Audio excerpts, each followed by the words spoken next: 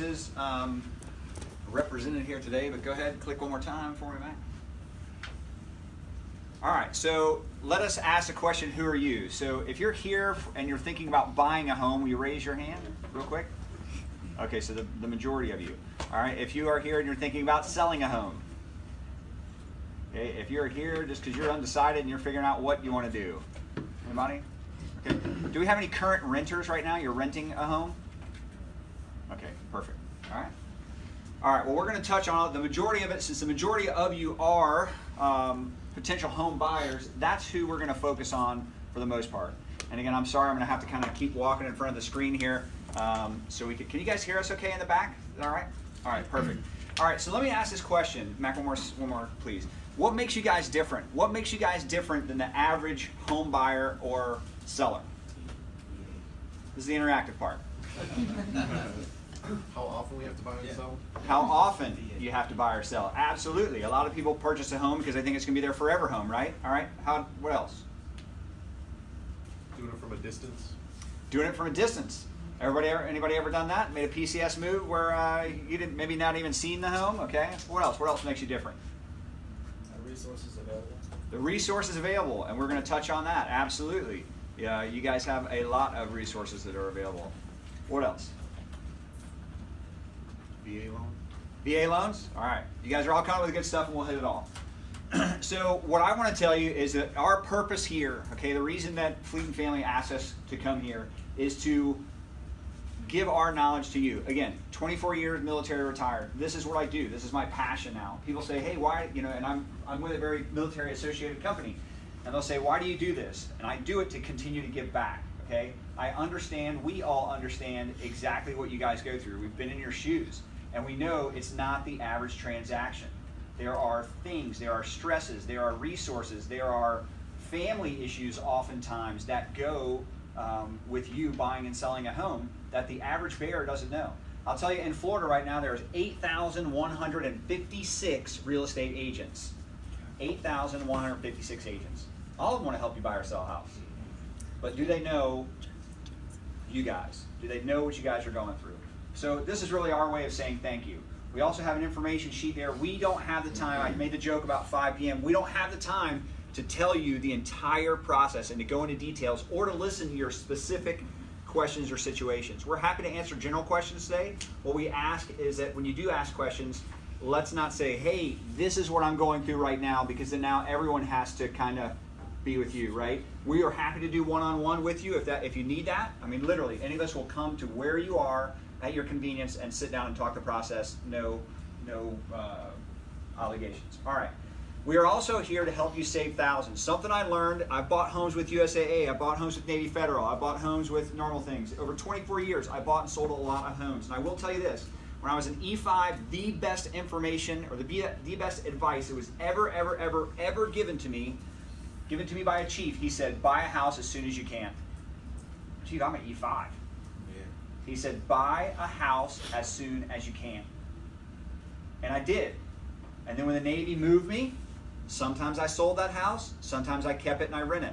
And the Navy moved me again, I'd buy another one. The Navy moved me again, I'd buy another one. And when I retired, I literally had a handful of homes that were producing income for me. You guys tracking on that? All right. But in the process, I didn't have people that guided me. So I wasted thousands of dollars. Let me say that again. I wasted thousands of dollars because I didn't know where you could save money. And all of us here through this process will tell you where you can save money. One more time. So on the screen, when you see this little thing up that says, hey, it's a tip, we've got a ton of information as well. Again, we can't go into it depth, but every single thing where every time you see a tip, there's a corresponding box on the sheets that we're giving out. And if you want more information, just let us know. We're happy to email it to you, get it to you anyway. Matt, please. All right, so let's get into the nuts and bolts one more time. So military civilian, one more time. We talked about this. These are some of the things that you guys have. It was mentioned, VA benefits. You have the VA. Someone else said, hey, I relocate often. Absolutely, absolutely. I just gave you kind of my story, but that is something. Here's something that nobody said. BAH, is that an advantage? Yes. Okay, let's fast forward. You guys are all getting out of the military, and I said, hey, my company, whatever company I work for, will pay you $1,500 a month to invest any way you want to if you come work with us. $1,500 a month. Who says that's a good deal? Hey, what is E5 BAH? $1,450? I don't know, I'm guessing. You know, I had to look at the thing. My point is, the military already does that for you. They give you a housing allowance. Most companies do not give you a housing allowance. There are some that do, but most do not. So you have a decision to do. What are you going to use it as? Are you going to use that as an investment tool towards the American dream of home ownership, or are you just going to use it for rent and let that money go every single month? So I applaud every single one of you that raised your hand and said, I'm thinking about buying a home, because you're thinking about using that BAH essentially as an investment piece, which is awesome. All right, family separation. Let me touch on that. You guys have to deal with that, right? Somebody said you may have to buy a home from afar. Absolutely, you may have to do that. And you want professionals that will use technology, and you'll hear a little bit about that later on, that will help you buy or sell a home from afar. Keep on tracking. So we're here to help you navigate through this process. All right, so let me ask you some of the questions why you might buy. Let me ask you, you guys tell me, why would you buy a home? Investment and stability. Okay. Oh man, now I'm not gonna be able to see where I'm going. Stability. What else? Tax investment. So I can do what I want to when I want to do it. So you can do what you want to do when you want to do it. Easy. That's right. Some other reasons. What else? Pump your brakes. Well, when he's saying what he wants to do, hey, there's things like homeowner associations, right? And they may keep you from doing what you want to do. There's homeowner associations, I kid you not, in Jacksonville, Florida, and surrounding areas that you cannot park your car in your driveway. You have to put it in the garage. You have to put it in the garage. Okay? So knowing when you're buying a home, knowing about the area and about that is also important, knowing those HOA restrictions. Why else? Why else would you buy a home? Save money. Save money. Yeah, save money. My price range, my mortgage every month is going to be cheaper than what I pay for rent. Everybody hear her? She said her mortgage payment will be cheaper than her rent. One more time. All right. So I think I heard all these. I heard make it your home, do what you want to do. I heard some equity. That's making money. Everybody understand what equity is? All right, for those of you that aren't shaking your head, every mortgage payment that you make and you're whittling that price down on the home, if the home goes up in value, the difference between what you owe the bank and the value of your home is called equity. All right? Equity is an awesome thing to have. It's buying power, right? You have a credit card and the credit card says, oh, you got $10,000 limit. Well, the same thing on your house. If there's $10,000 difference between what you owe and what you can sell the home for, that is equity. That's buying power. Okay, you multiply that by the average loan, 15 to 30 years. Hey, that could be a naval career. We can even teach you how to whittle that loan down so it's much faster, and you can have hundreds of thousands of dollars. Maximize your BAH, we talked about that. Future rental income, you guys heard me talk about that. Intercom, did I make that word up? Income. All right, and using your VA benefits, please. All right, so let's talk a little bit about renting versus buying. That's good. One more time. All right, so I know somebody threw it out in the back, and it's probably something that you guys all consider. Do I want to rent? Do I want to buy? What's the pros? What's the cons? So we kind of want to go into it a little bit with you. So this is a beautiful home. It's located close to Mayport on Carden in the subdivision Waterleaf. Who's heard of Waterleaf? It's very common. It's a great neighborhood. It has awesome amenities. It doesn't have the community fees that a lot of communities do. So this home is a 3-bedroom, 2-bath, right under 2,000 square feet, and it rents for $1,650 a month. I don't know the BH, but if I had to guess, that's probably all, if not a large percentage of what you guys get each month for the BH. Let's go right down the street, same neighborhood in Waterleaf. You still get the amenities, same street, just several houses down. And this home sold for last year $215,000, and the mortgage payment on that was $1,319. So that includes your principal, your interest, the taxes, and the homeowners association, which is all built into your mortgage payment. So between the two, you could rent for $1,650 or have your mortgage be $1,319. If you own that home, you would be saving over $300 a month. So times that by, say you're stationed here for 2 or 3 years, that's over $3,000 a year. For 2 years, over $6,000. So you can kind of see the difference of rental payment in the Jacksonville area, and then a mortgage, and kind of weigh your pros and cons on that. And so just like the young lady said there, and that's the point we're making with those slides. Any questions on that? Now, it doesn't always work out that way, but even though the national consensus says that in Florida right now, it is on average cheaper to buy than it is to rent. There's only a few places in the nation like that. Florida is one of them. So we do have a tip on that, on how to save, thousands of dollars when you buy. It's one of the boxes on your, all right, let's see what we got. Let's talk about the home buying process. Eric, Katie, can I ask you guys?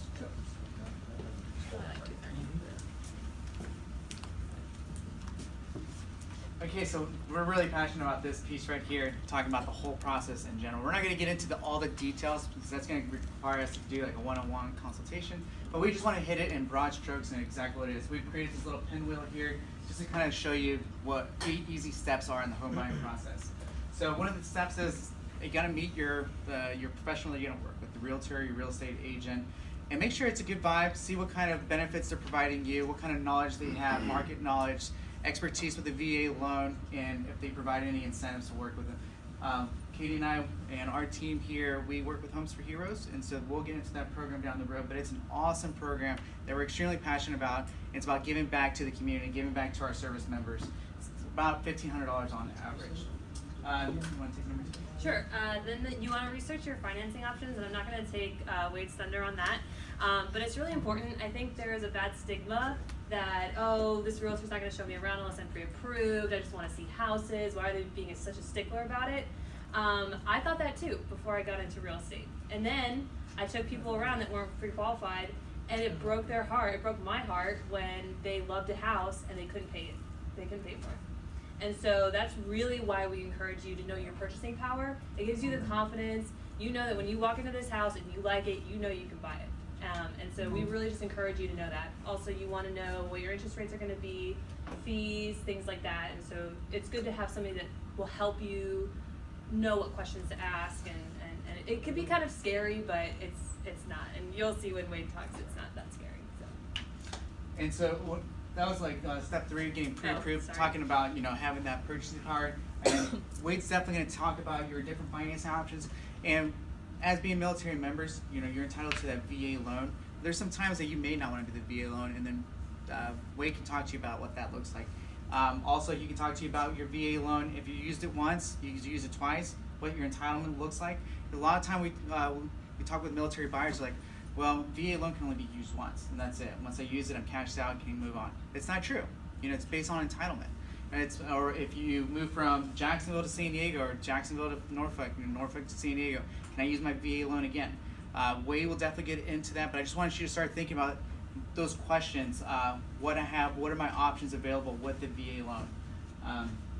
We'll also talk. I'll come back. The next step was to view and search homes. So a lot of people who likes using Zillow, Trulia, Realtor.com. It's fun, right? Looking through it, you see all the photos, kind of get some information, pricing. We behind the scenes here, we have access to the MLS, the multiple listing service, and that's what actually feeds those websites. So working with us, we're gonna be able to give you the information that, hey, this listing is about to come soon. It's about to hit the market. So kind of get that edge on your competition. Because right now, as soon as a house hits the market and we're looking at anything below $250,000, we're going multiple offers fast. It's really fast here. So you want to make sure you have somebody that's out there researching, viewing homes, and making sure you have your best interests in mind. Mm-hmm. I know relocating from afar, a lot of people always ask us, the things that are important are commute, right? Commute, schools, is there a grocery store nearby? So there's just a lot of questions that you're going to have. Is this a good area? So that's something that we can help you narrow down to. Jacksonville is huge. I know we're kind of Mayport, so we're over here on the northeast side. But there are plenty of options to live south, live north, live west, and it can be overwhelming fast. So we can help you kind of narrow down location as well. And then the next thing is making an offer, which is kind of scary, right? So there's more than just a purchase price to making an offer. There's other terms. When are you going to close? Do you need closing cost assistance from the seller? Are you asking for their washer and dryer? So there's a lot of different things that go into making an offer. and you want to know what's going to put you in the best stance to get your offer accepted. And so that's something that real estate professionals can help you with. The next step, inspection and negotiating repairs. Did you know that after you go under contract, you have an inspection period? Did you know that after you put that contract in, and you can go and hire your inspectors, which Max is going to talk about what that looks like. He's our one of the home inspectors here on the team. What you're going to look for, what that happens. What happens if you find something like a roof leak or something's not with the electrical or plumbing? What are your options moving forward? So that's definitely something we want to help you through. And then let's say you do find some stuff wrong with the house that can be repaired. So what does that look like? Can I negotiate it? Do I have to pull out of the deal? Is this something that the VA is going to approve? What does that look like? And so we're going to be able to help you navigate that as well. And then contract to closing and closing, it takes about 30 to 45 days. And that's just usually how long it takes for your financing to come together. The more prepared that you can be, again, I don't want to take Wade's thunder, the more prepared you can be with your tax returns and your LES statements, any accounts, they're going to want to see it all. I mean, they're lending you money. So they're going to want to see it. They're going to get into your business. So that's what kind of happens in that 30 to 45 day period, as well as the appraisal. So that's just something to anticipate when you're moving. Budget a month to a month and a half before you're going to get keys and move in. And then this whole journey comes down to closing. It gets stressful. We understand that coming in, especially if you don't even live here in the area, you can't even see the house you're about to buy. We can help you out with that, but it's an exciting time. We're going to help you navigate what closing looks like, what documents you need to bring with you, if you need to bring money to the closing table, and help you try to at least ease that burden of the stress, because it's tough. You know, there's a lot going on. You're like, oh my goodness, I'm buying a house. It's the first time, so we want to be able to be there and help you out. And then you get to move into your new home, and that's exciting. You know, it's like, congratulations, you made it through the process, and we're here to get you home. You can paint your walls. Yeah. So we do have a tip on there. One of the things is, 10 questions to ask before you hire an agent. You can do research, that type of thing, on, online yourself. But something else I didn't say, and I'll throw a plug out there. They've made videos for each one of these, just about every one of these steps, right? Informative videos. They're happy to send those to you, just to walk you through and show you what each one of those steps look like. All right, finally got our clicker working. Woohoo! When we talk about a home, and you'll hear Wade will get into a little bit on the lending side, let me also say this. It's very important that your agent understands your budget, okay? And let me talk on that for a minute. Just because you're qualified for a $250,000 home, that may not be in your budget. That's saying, hey, I've got really good credit and my debt to income works out right, and I'm qualified for this. But if you're comfortable making a $900 mortgage payment, then there's probably a difference there. So you need to have that talk with your agents. What are you comfortable in paying? So you don't have sticker shock. Anybody ever heard the term house poor? Mm-hmm. House poor. You don't want to be house poor. You don't want to buy a home and say, this is great, and I can't even afford the picture hanger to hang our family photo on the wall. Okay, so just be careful, and we'll talk to you a little bit about that on boarding versus budget. All right, so the real estate team, we have put together for you guys here real estate agents, lenders, and inspectors, and they all have to work together to help you guys do what you need to do. Let's talk a couple of things. So must-haves in an agent. Again, we have a tip that you can, one of those little things to talk to you a little bit about picking the agent, but you really got to, and not every agent, you may not gel with the first agent you meet with. That's okay, That's okay. But find someone, again, who understands and knows the military. There are some associations out there, if you guys are taking notes. One of them is called VA Rep, the Veterans Association of Real Estate Professionals. VA Rep. Those are all people that say, you know what, I will give that higher level of service for our military members. And they're not asking for anything in return, but they're VA Rep. Another designation that an agent should have, real estate agent has, is called MRP, Military Relocation Professional. So there's two things that you're asking. And then the last thing that you want to absolutely ask and do not avoid is what's called Homes for Heroes. So you've already heard it twice here today, and we'll talk about that. When I bought my homes and I was in the Navy, Homes for Heroes did not exist. They came into existence in 2001. And again, it is a group of people, lenders, real estate agents, home inspectors, title companies, everything that says, you know what, we will reduce our fees for military folks in uniform. Okay, they have some other hero groups as well. But that is a huge, huge, huge thing for you. Let me let's see if we can get this video to play, and just give you a quick intro.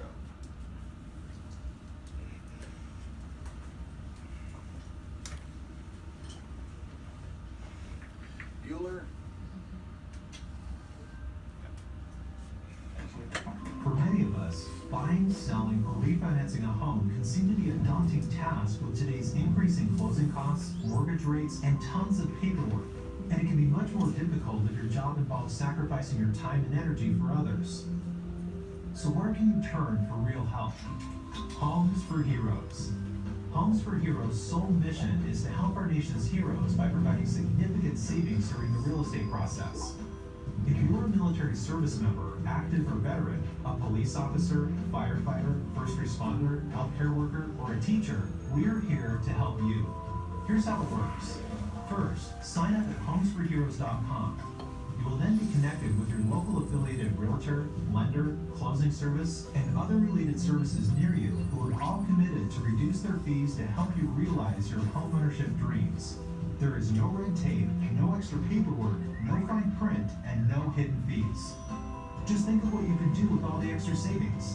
You can paint, get those new appliances, or buy that new couch you've been wanting.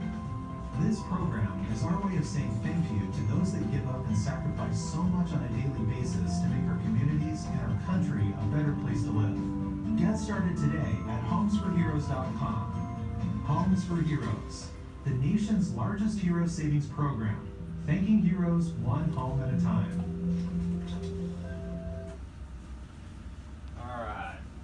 So, you can go to Homes for Heroes, Homes for Heroes Jacks, Homes for Heroes. You can even abbreviate it if you want and get more information. Again, we're happy to send that to you.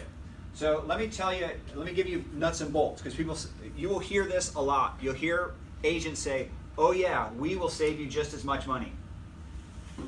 You're going to hear that. Oh yeah, we have a program that's just like that. The answer is, no they don't.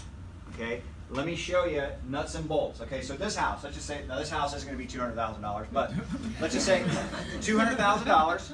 Okay, these are the programs that are out there right now. USAA used to have Movers Advantage, now they call it some other reward program. Navy Federal has Realty Plus. Have you guys heard these things? Okay, what both of these do is they take a combination. So both USAA and Navy Federal, they combine the real estate and the lender, and they give you back a chunk. Okay, so they combine those two, real estate and lender, and they give you back. So remember, it's a combination of two. So on that $200,000 home, USAA is going to give you $950 back. A combination from the real estate agent and the lender. Woohoo! $950. All right. Navy Federal is going to give you $1,200. Combination, real estate and mortgage. Now let's talk the real nuts and bolts. Homes for Heroes.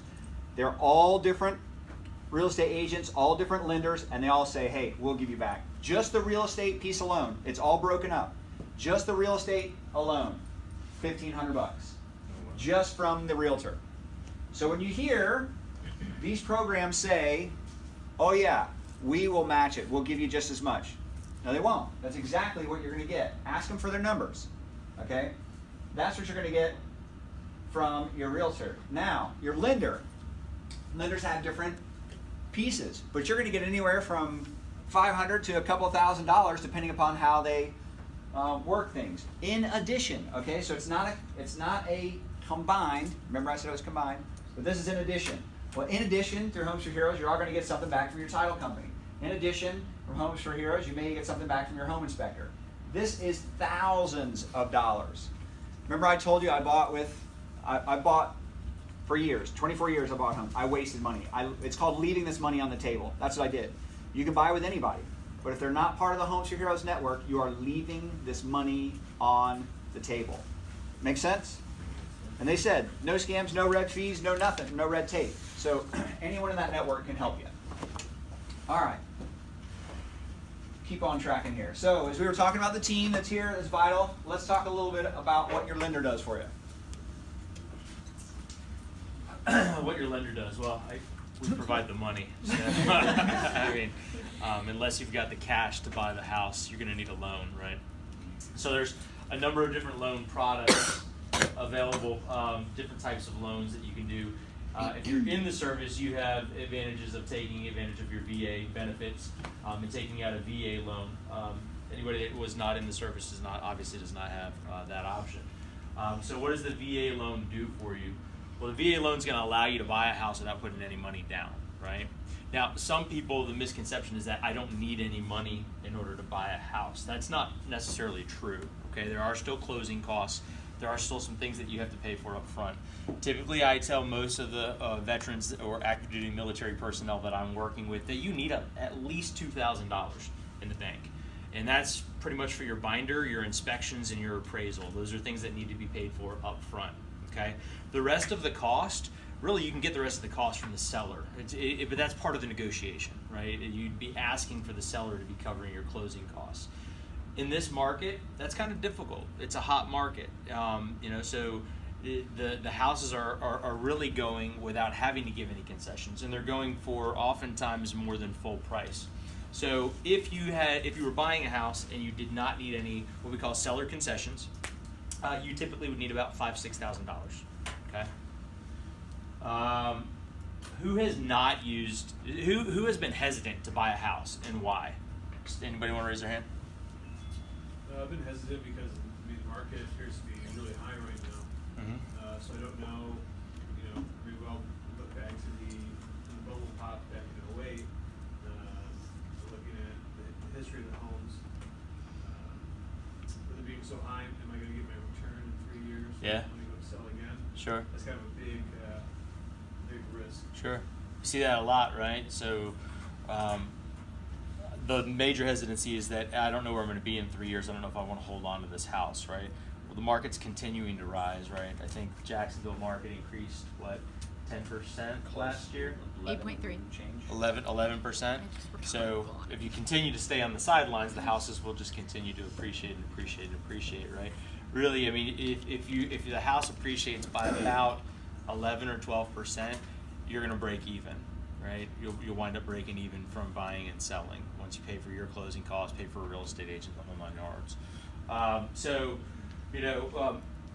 I oftentimes hear, well, I don't know how long I'm going to be here, right? And I can only use my VA eligibility once, or I'm retired. Let's say that you do retire here and you use your VA eligibility to buy a house and you don't sell that house. Can you use your VA eligibility again?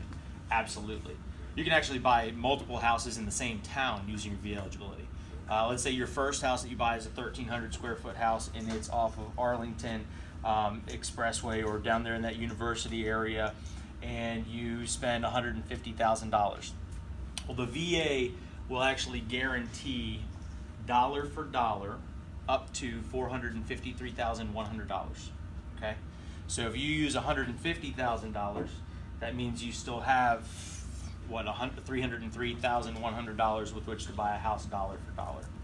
Let's say that you found a house that you absolutely loved and it was $350,000, right? And you only had the $303 left. You can still use your VA eligibility. Every dollar above that $453,100, you'll have to put a quarter down. So 25 cents for every dollar that you go above that $453,100. So oftentimes if someone's buying more than one house in the same city, we have to kind of make a case. It has to make sense, right? You can't say I'm going to buy this $150,000 house here. I'm going to go ahead and buy this other $150,000 house here, and I'm going to buy another $150,000. It has to kind of be a step up, right? So this is a newer house. It's 500 square foot more. It's in a better school district, and that would just kind of be like an explanation that you provide to your lender, and then the lender just provides that to the VA, and the VA just signs off on it. So one quick question: is the 453 cap?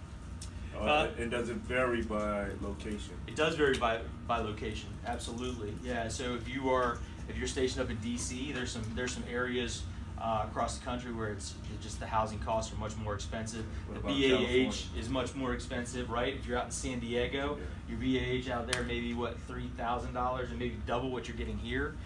So absolutely, the amount that you can borrow dollar for dollar does depend upon or vary on what part of the country you're in. This is not Jacksonville. In case you guys didn't know, Jacksonville's not like a high balance. Like there's affordable housing here, right? It's not like San Diego, California. Yes, sir. Another quick question. So getting also the GI Bill, Yeah. VH that you get from that, is that part of verifiable income for a lender? Yeah, absolutely. Yeah, and so your VA loan. Anytime I talk to anybody that's active duty military personnel or a veteran, we always start with the VA loan, right? The VA loan is the easiest loan as a lender for us to be able to do. What do I need from you? What does a lender need from you in order to verify and get you qualified? Very simple. You can go to MyPay, you print your most recent LES or download it into a PDF format. You grab your W-2 for the last 2 years. You probably bank with Navy Federal or USAA. You grab 2 months worth of bank statements. That's it. That's it. So MyPay, W-2 for 2 years, most recent LES, 2 months worth of bank statements. That's all you need to qualify. What if you haven't been in for more than 2 years? You're fine. You're good. It's you can buy as long as you have 6 months of active duty. Right? So 6 months of active duty in peacetime and 90 days during wartime. Active duty. So would you just provide W-2s from the previous year from your prior You would. employer? Okay. Yeah, absolutely. Absolutely. Wait, you want to talk about the inverse of that? If they were getting out of the Navy? Sure.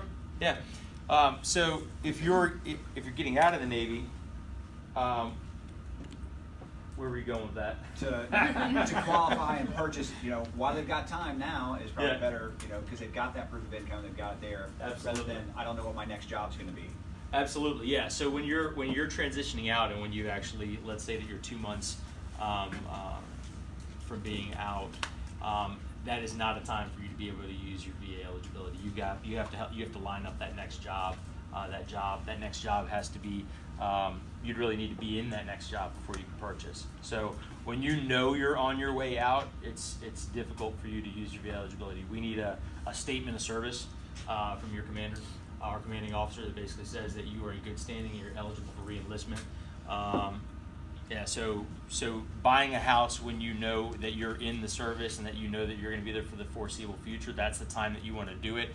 A lot of the times when you travel across the country and are stationed in different duty stations, you can also, in order to free up your VA eligibility, you can refinance out of that VA loan, right?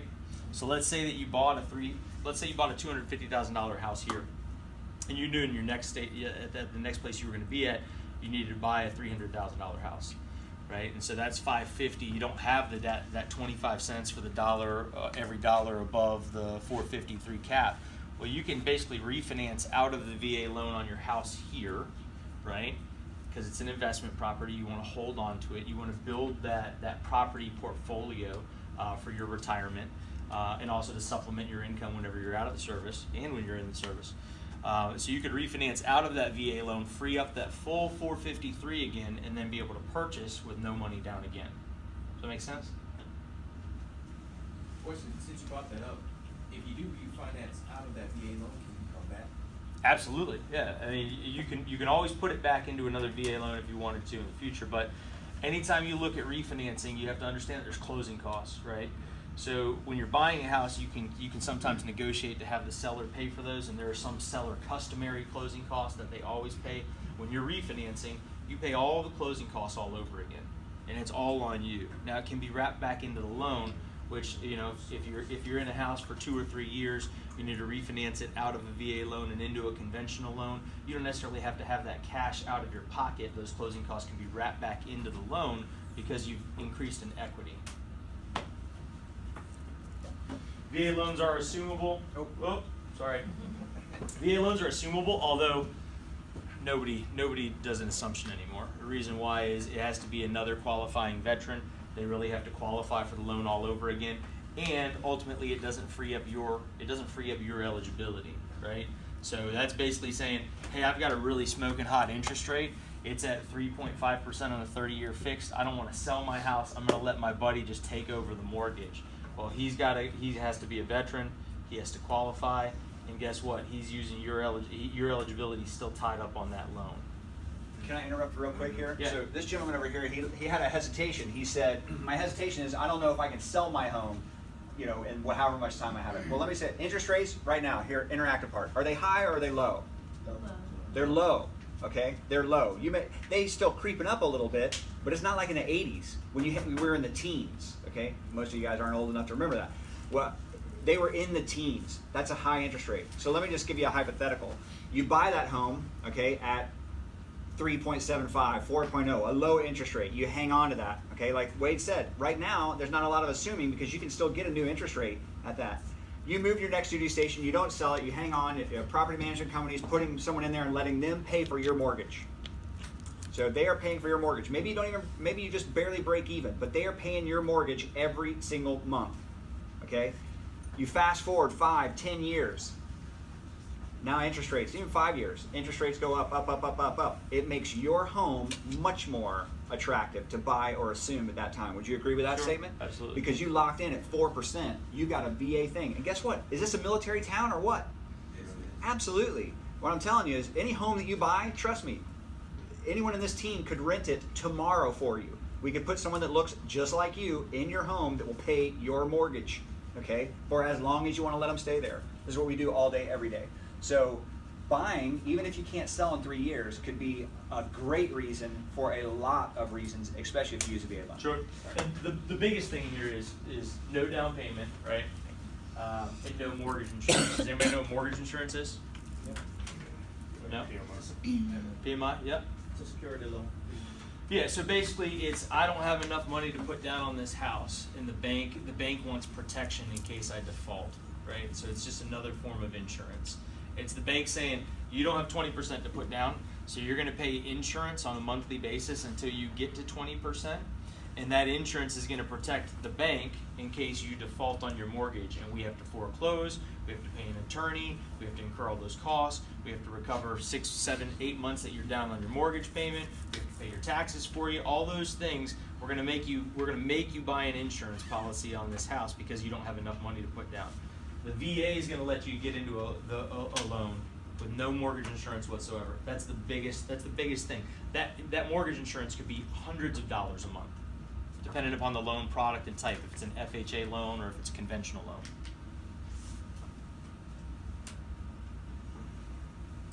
So most lenders are going to have loan costs. Most lenders are going to have application fees. Typically, application fees are going to range from anywhere from $900 to 1% of whatever the loan size is. The VA will charge you a funding fee. Okay, this is important to understand. It's 2.15% of the loan amount. So if you're buying a $200,000 house, that's $4,300. Right. So oftentimes I will have veterans that say, well, hold on, why is my loan amount $2,043? I'm buying this house for $200,000 and I'm not putting any money down. Why are you giving me a loan for $2,043? The VA allows that VA funding fee to be wrapped back in. Okay, they allow it to be added into the loan. Anytime any subsequent uses of your VA eligibility, though, increases that funding fee. So it's going to go from the first time you use it to at 2.15%. Any subsequent uses, it's going to be 3.3%, unless you have a little bit of money to put down. Okay, so oftentimes I will see people say, you know what, it's my second or third time using it. I don't want to get hit with the 3.3. Can I put a little bit of money down? Absolutely. I would always recommend, if you can, if you've got the ability, 5% down reduces that VA funding fee to 1.5%. It's a huge difference. That's 1.8% of whatever the loan size is. It's not being wrapped back into the loan. Yes, ma'am.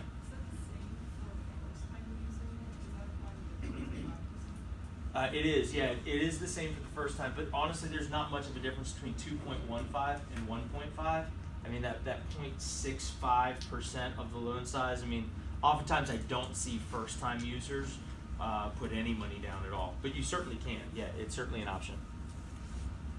I have a question. Yeah.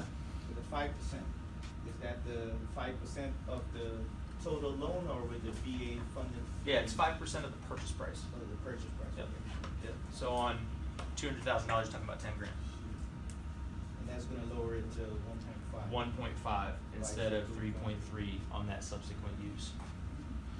Discount points are basically that's like paying interest in advance. So You'll see lenders like Navy Federal, they will advertise ridiculously low interest rates. And sometimes the lowest interest rate is not necessarily the best loan for you, right? Discount points can be charged to basically buy down the rate. It's like paying interest in advance. You're paying it at closing, okay? So a discount point is going to be, again, a percentage of that loan size. So you may see a rate that's advertised that is at 3.5% today, and they're charging 1.75 points and a 1 point origination fee. So you're paying 2.75% for the 3.5. Then you have to weigh, well, this other lender may have a 4.25 and not have any of that stuff, right? So, you know, what makes the most sense? What's the difference between the payment at 4.25 and at 3.5? And is that over the next 3, 4, 5, 10 years, is that worth paying 2.75% up front? Does that make sense? Yeah, correct. So we've got some tips on the best loan products out there. I saw some of you starting to get to the glaze over look when he started talking all these percentages. The point is, if you'll sit down with your real estate professional, okay, and your lender and say, this is my budget, this is where we want to be, this is one, then they can help you with the math, and they'll say this type of product would do that. They will help guide you through this. Otherwise, you don't get the guidance. Now, I teach all over the state of Florida. I'm a Florida realtor instructor, and I'm telling you, 8,156 agents, right? You may hear this, man, don't use your VA eligibility. Don't use your VA loan because it's tough to buy a home. It is not true. That is a myth, okay? That is a myth of what I'll call a lazy agent, okay? There are some challenges if you have to ask for all this money, if you go up front, but that's what we're here for. Let me give you an example. When I bought a home I moved to Maryland, and the market was just like this.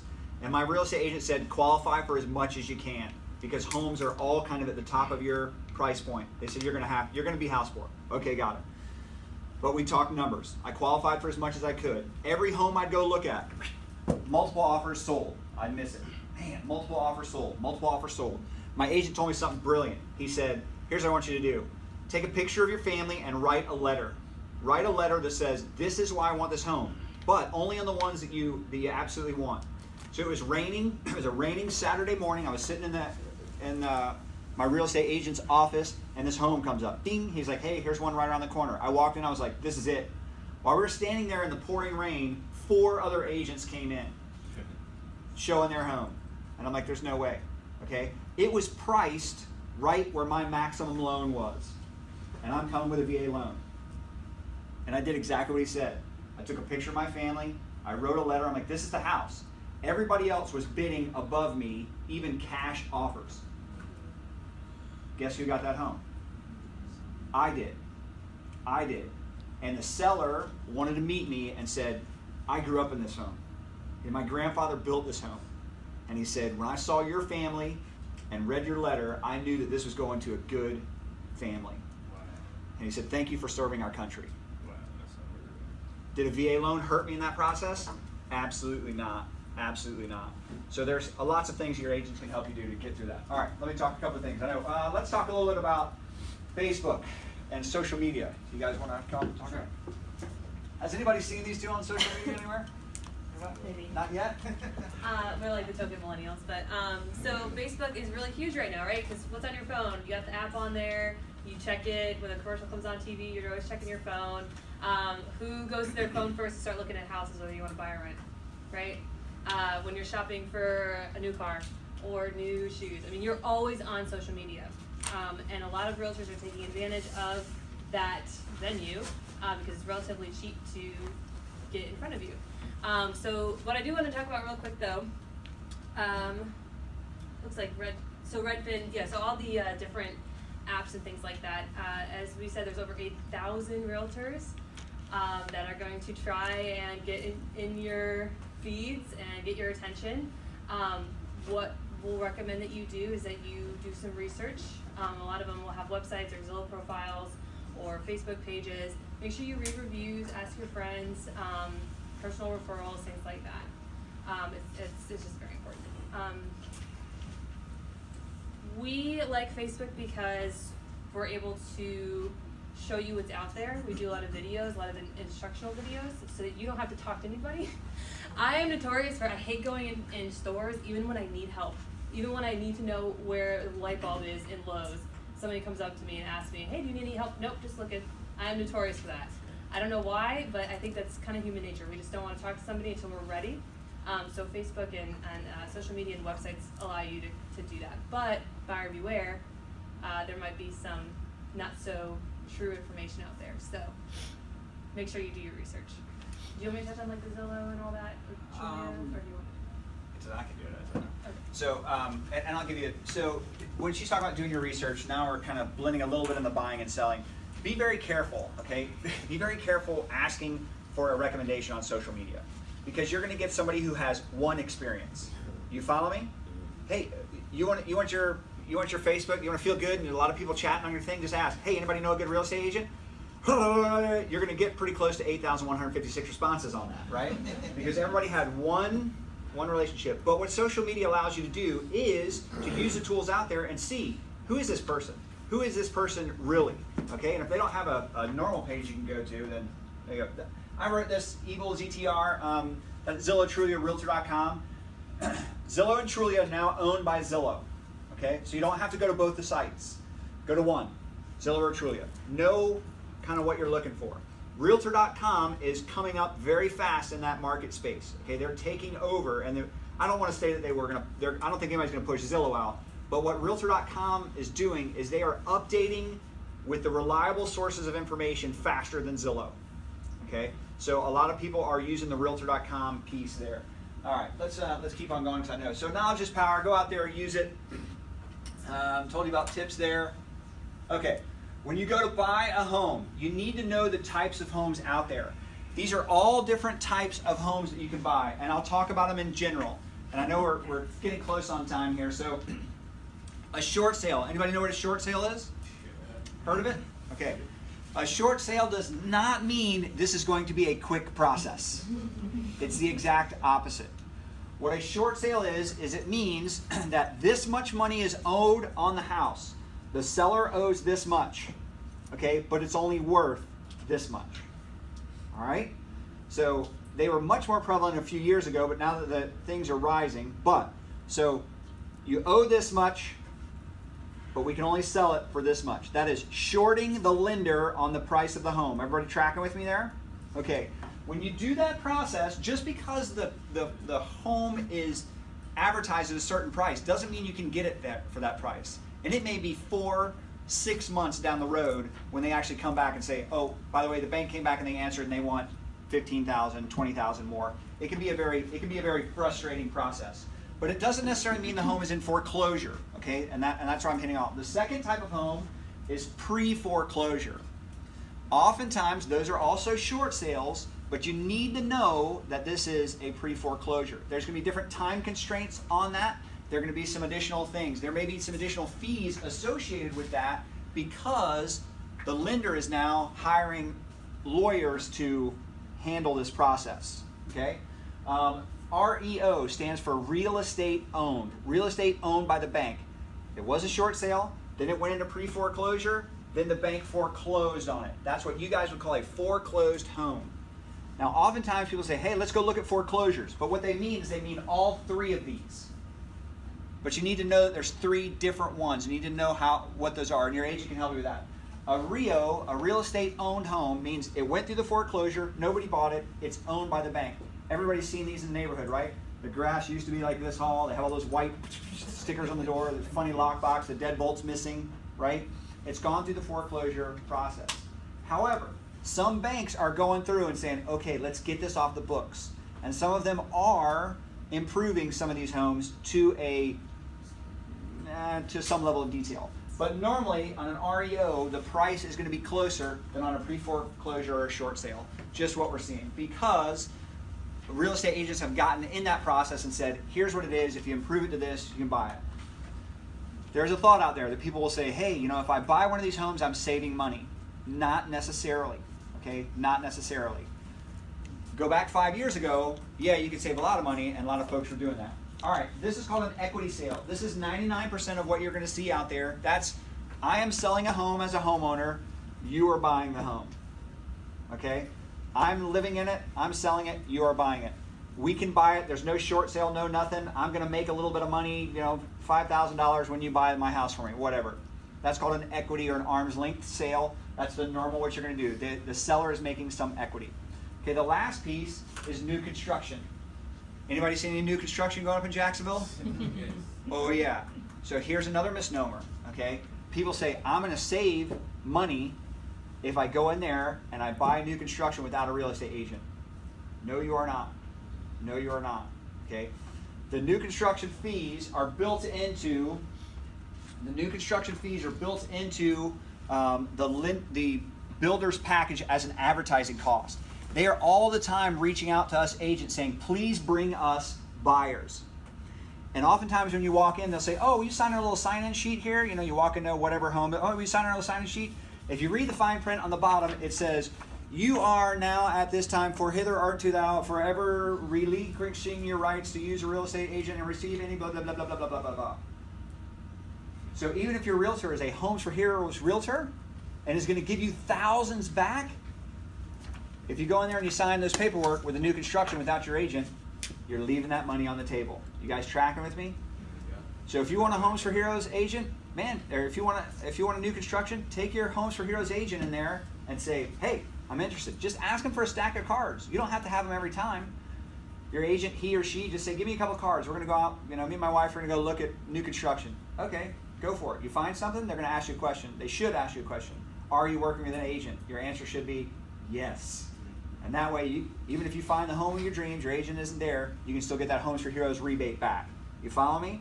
That's a little nugget on how to save thousands of dollars even on a new construction. All right.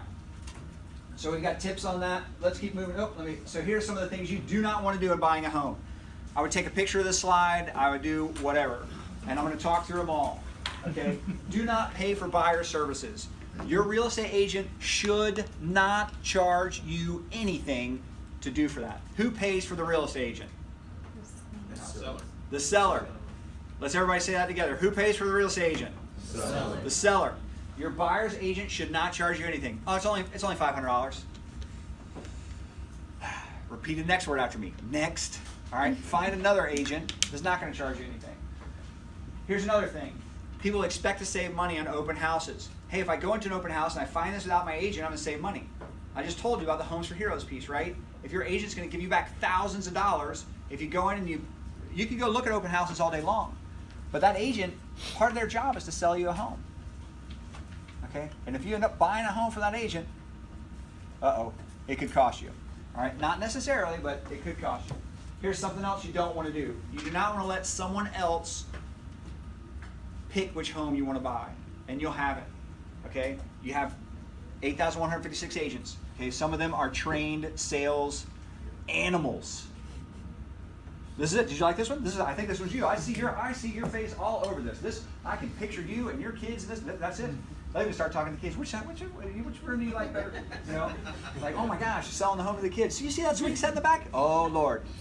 It's good to have a conversation, but don't let the agent pick which home for you. You shouldn't hear, I think this would be right for you because. All right, let you guys guide the whole process, okay? Okay, here's something else you should not do. Wade touched on it. You should not submit offers on a home or write a contract on a home without a pre-approval. Wade said the market is so crazy out there right now. Homes are selling so fast. Oftentimes they're selling above value. Okay, but if you don't have your pre-approval in hand, so your agent can write letter, write contract, send letter, reviewed picture, boom, pre-approval, all over there. If they can't do that, you're putting yourselves at a disadvantage. You guys understand that? Yep. Okay. I'll put it this way. I had 6 offers on one home yesterday.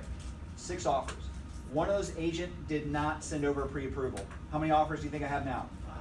5. 5. Okay? All right. So you always want to submit an offer.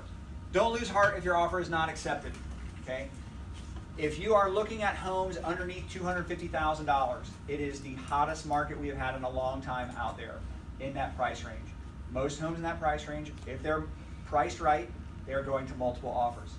It's okay. It's okay. There'll be another one if you don't Because even in that case, not 5 or the 6 that I have right here, 5 of those people are going to be upset, right? Because we can only choose one offer. So don't lose heart. Don't miss Homes for Heroes. I've hit that on. And the last piece is do not skip the home inspection. Okay, even if it's a new construction, don't skip the home inspection. And let's talk a little bit about that, Mac.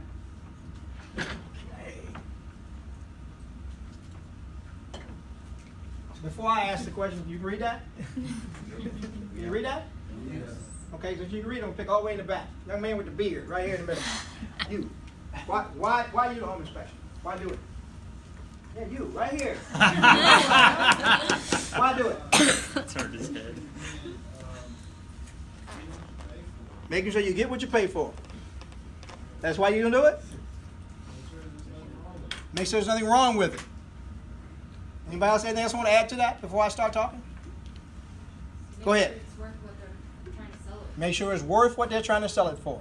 They might be able to find something that you may have missed. Oh, you inspected the house first before you even decide to buy it. So now you're going to pay somebody else to do the same thing you did. Okay. Anything else? Let me educate you first of all. There is no law in the state of Florida that says you have to do a home inspection. Let's clear it up first. That question comes up a lot. Wade, does the mortgage lender require you to do a home inspection? No. No. Now, Okay. you have to have WDO. That's different. We're talking about home inspection. Okay? We're not talking about termites. We're talking about home inspection. Okay? So right now, there's no law that says you have to do it. Okay? So understand that. There's no mortgage lender that says you have to get a home inspection, or I'm not going to give you the money. Now here's why you do it. Educate, negotiate. That's the reason why you get a home inspection. Educate, negotiate. You want to be educated as much as you can on probably the biggest investments you can really make in your life. Okay? I always start this way. I'm talking to a bunch of Navy guys, and y'all got all that paper. So I got to ask this question. Who in here owns a Lamborghini? Bentley? Okay? So you don't got no expensive car. Okay? Because the Lam and the Bentley is $250,000, $200,000, right? And higher, right? But guess what? You get ready to buy a $200,000 house.